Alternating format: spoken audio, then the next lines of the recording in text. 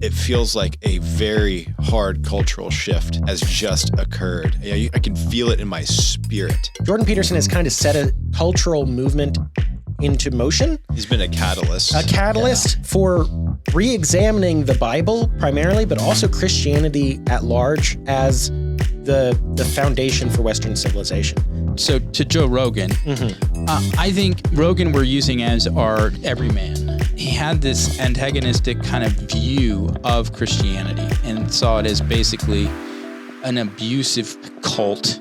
I think he's started to understand, like what Peterson is saying, Christianity is the foundation of the West.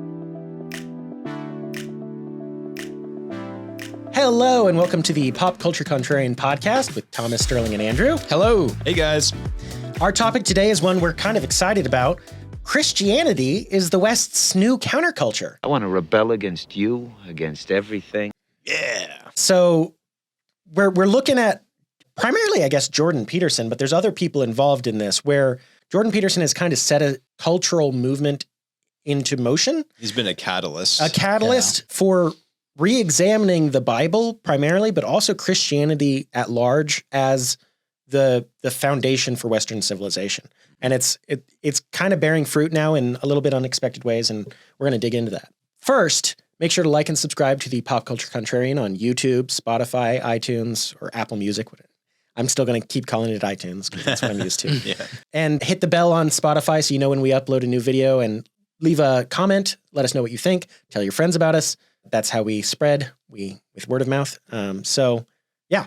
All right. Christianity is the West's new counterculture. Boys, what do we think about that? It's about time. It's about time you rebels learned you can't take the law into your own hands. Yeah. Well, and I say that like it's about time that the counterculture is getting cool.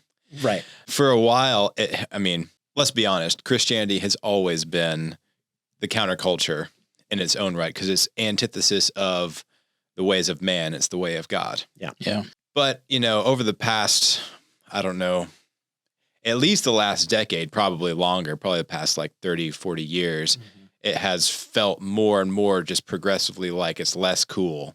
Yeah. Less cool to be a Christian, even though it was kind of like, yeah, everybody goes to church, but it's not really that cool. And then there's an exodus from the church and the church is falling away. And then you almost don't even want to tell somebody that you're a Christian because of fear of ridicule. Yeah. If you are a Christian, though, remember, Jesus literally says, "Blessed are you if you are ridiculed It's and true. mocked for my sake." Yes. So, Yeah, and I think both of you having grown up in the southern United States, the South, which is, famously the Bible Belt. Very right? different than most of the country. And so even culturally, there's been a longer time of kind of being Christian is kind of seen as mainstream. Mhm. Yeah. That's not necessarily the case in places like out west and California and stuff like that. Yeah.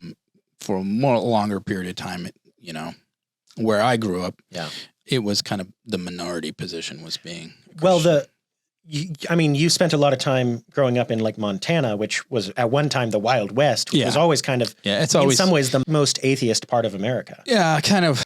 Yeah. More self-made man, kind of leave me alone, let me believe what I believe, and you believe whatever you want to believe, kind of thing. Yeah. Well, yeah, kind of the American spirit, the pioneering spirit, which is the self-made man. Yeah. Although it's worth noting, a lot of the original American spirit had direct ties to their Christian faith. Oh, That is why the Pilgrims came over. Yeah. That's, Yeah. Well, I think that goes back to what Peterson is talking about and further back than that, of course. Yeah. And that is the foundational building blocks of the West. And I really think that it has become so interesting to so many people, particularly people like Joe Rogan, who we were talking about earlier, is kind of the example of the average Joe, Average Joe.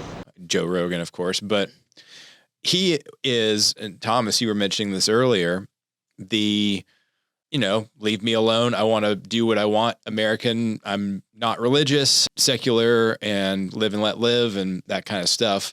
Yeah. And Christians are just kind of, hokey, dumb people. right. He kind of had this general dismissive attitude that so many people do have towards, oh, you believe in the sky, daddy? Kind of thing. Exactly. But I think, people are digging into it more and more, especially as Peterson, he's really famous for his, I guess you could say obsession, or at least his acumen towards the meaning of and story behind, well, everything really. Yeah. Yeah. And he has always kind of focused on mythology, which of course the Bible isn't, but that is kind of the way he approaches it. Yeah. But he sees signs and symbols and meaning in that, but also he sees the foundational principles and morals and the reason why the West exists today. And it seems to me that it has become at least curious, if not totally appealing, to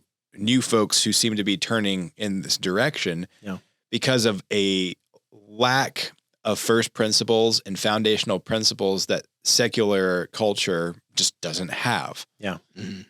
Well, part of it is secular culture has kind of gone as far away from Christianity as it can without actually destroying itself. And just like the prodigal son, one day after, spending his whole inheritance that he insisted his father give him early, he wakes up, or he comes to himself in a field where he's fighting pigs for the slop to eat. And he's like, wait a second, even the servants in my father's house eat better than this. And in some ways it kind of feels like the Western culture has had that moment where they're like, hang on, even being a servant of Christ is better than being my own master in this way. Yeah. I think that all these elements we're talking about are probably part of this. The West, like you said, I think the West feels gutted. It doesn't know. It's gotten to a point where I think it struggles to define right from wrong. People see things and have this kind of reaction like that's wrong. But then when they're digging into it, well, why is it wrong?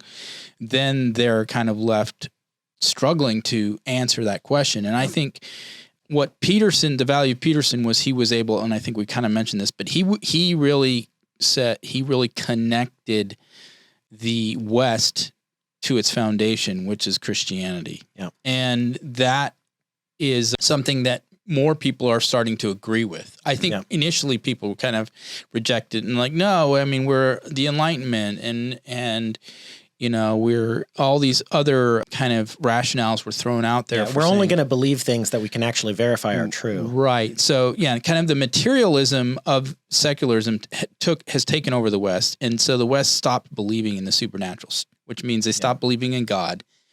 And then because of that, the foundation for then determining what is true, what is right, and everything slowly, but eventually erodes away to nothing. And so then when with the whole development of woke over the last decade, and what it offers is no explanation, but just a demand that you adhere. Mm-hmm. And I think people finally are like, wait, this is crazy. Right. And woke keeps saying, this is a virtue, this is a virtue, this is a virtue. Right. And people are like, what's virtuous about that? But why? Dennis Prager has a really great analogy for a culture who, in our case, the West, moves away from its roots. And he says it's like a flower that's been plucked from its stem. And there's always the question of, well, we have these values, what it's working just fine without religion and without Jesus and all this stuff. And look, it's perfectly fine. Mm-hmm. And the question is, where was it from? Where was the origin? And what's going to happen when it's plucked from that origin? It's going to fall apart. Yeah, that's what we're seeing. The flower growing on the stem and then the flower that's freshly plucked, those two flowers are identical. Yeah. But one of them is going to die. Yeah. Yeah. When it's cut off from a source of existence. And I think that that's what we're seeing.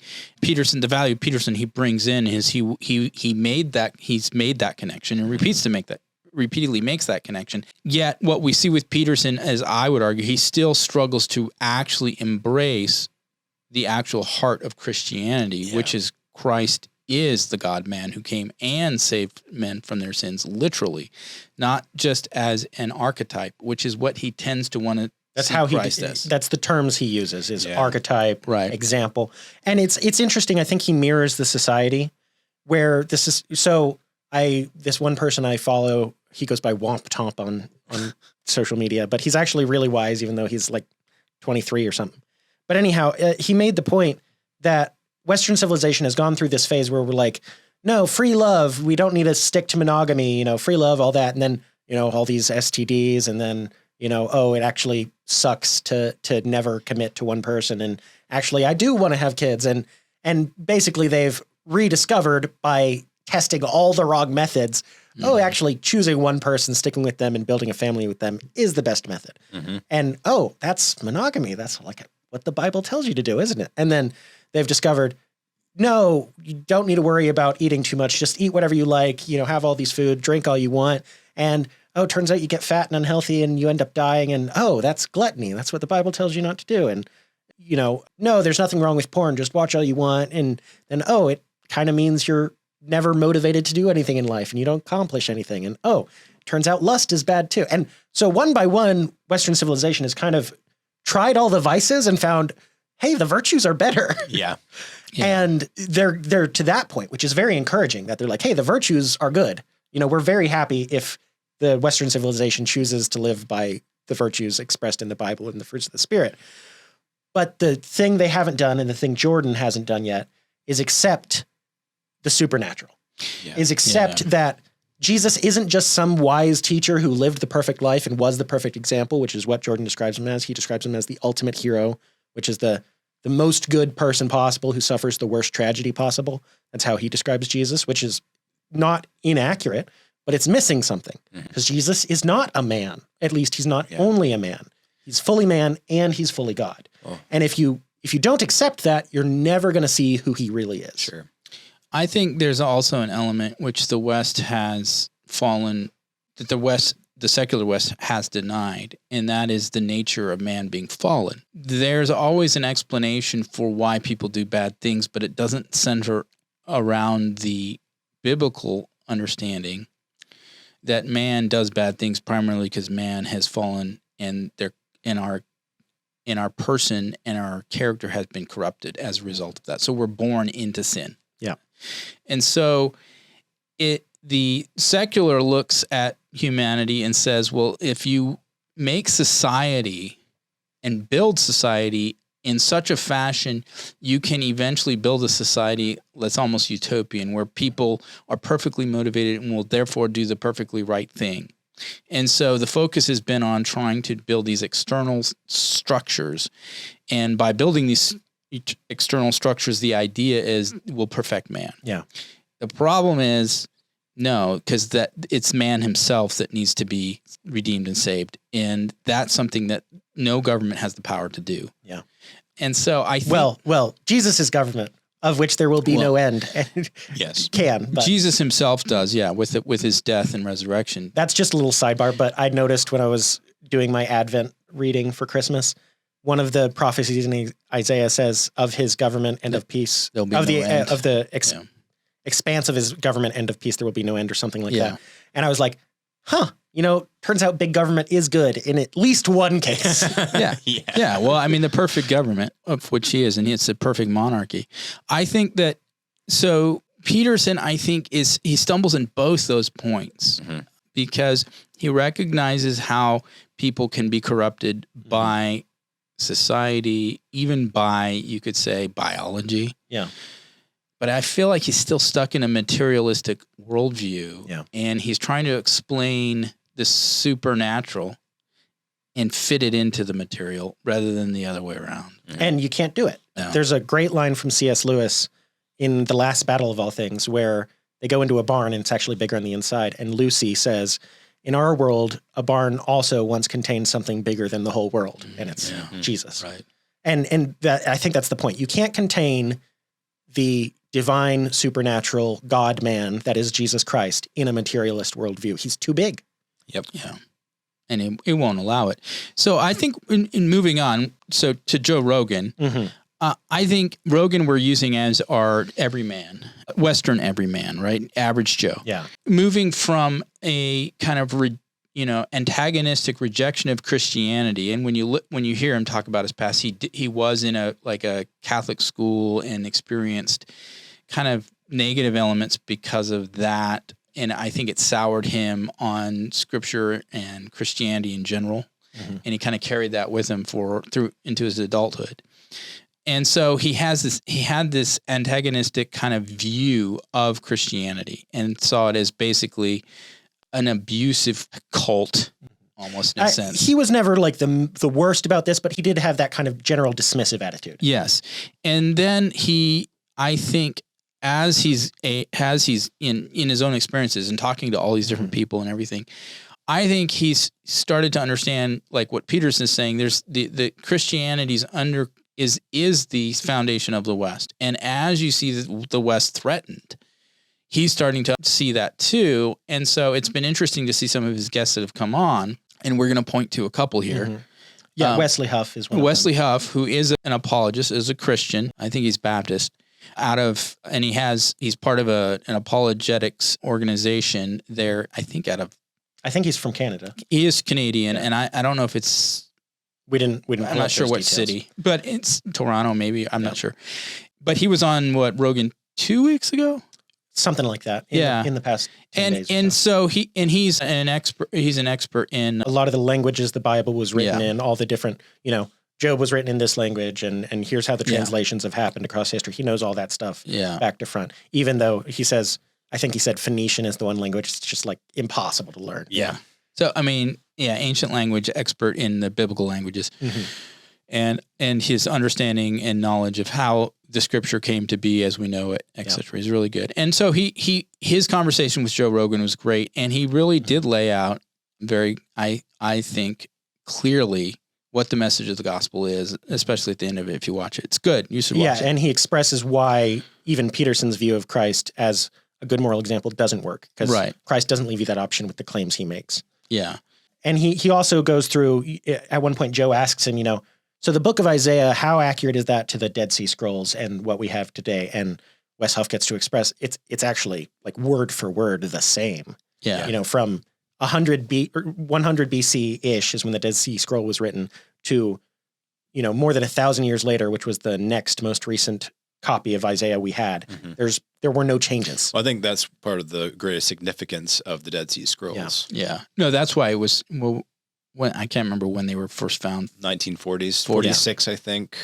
Don't quote me on that. It was around the 1940s. Yeah. And so what it did was confirm the accuracy of the text from the original. I think that was interesting to see, because what you're seeing with Rogan is a more willingness to try to understand and hear. And I think he's representing a lot of this kind of shifting that I want to say we're seeing in the West, especially in the U.S., where we're seeing that the value system from which the progressive movement kind of has developed and turned into the woke thing, it's not giving, it's to put it flatly, it's destructive of humanity. Mm-hmm.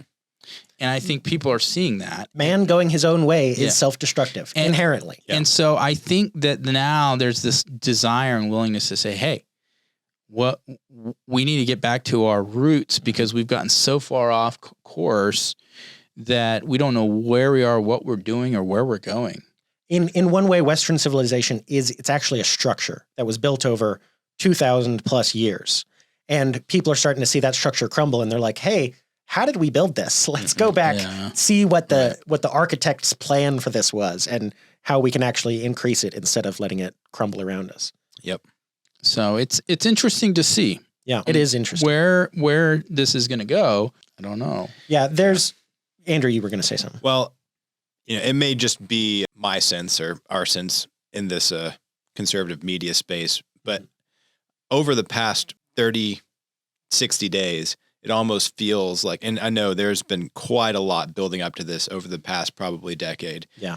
But it feels like a very hard cultural shift has just occurred. I can feel it in my spirit. Yeah, the wind has shifted, no doubt. And these are just the winds of change. Yeah. Wow. These are just examples and confirmation of that change. Yeah, there's elements like, I think, it's terrible with the fires in LA.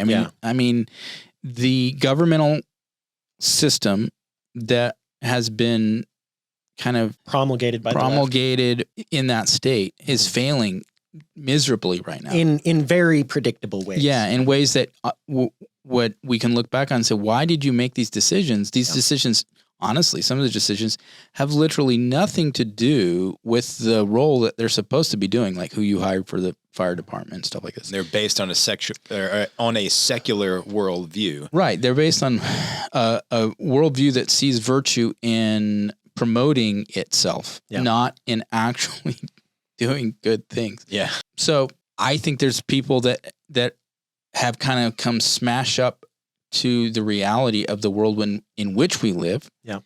And now they're starting to say, okay, wait a second, this whole experiment, maybe for lack of a better word, is a failure. We need to do something different. Now, what that will turn into, who knows? Yeah.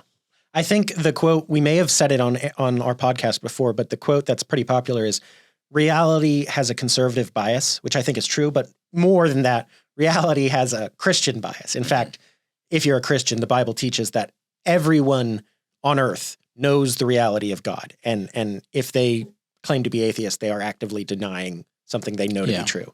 Yeah. Every tongue confess, every knee shall bow. Mm-hmm. Yeah, one day.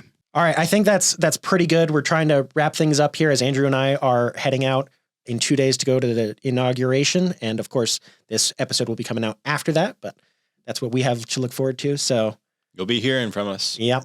Go look for them. Yeah. Hopefully we'll have some videos up there. Hopefully we'll have, I think our podcast next week will be discussing what the inauguration Who was knows? like. Maybe we can insert some commentary live. That would be awesome. We would love to do that. All right. Well, this has been our episode on Christianity, which is the West's new counterculture. We're very excited. And I guess we'll see you next week. We're brought to you by the Patriot Post, which is the oldest conservative news digest on the web. It's right and it's free. Be sure to like and subscribe, and we'll see you next time. Bye. Bye. See you guys.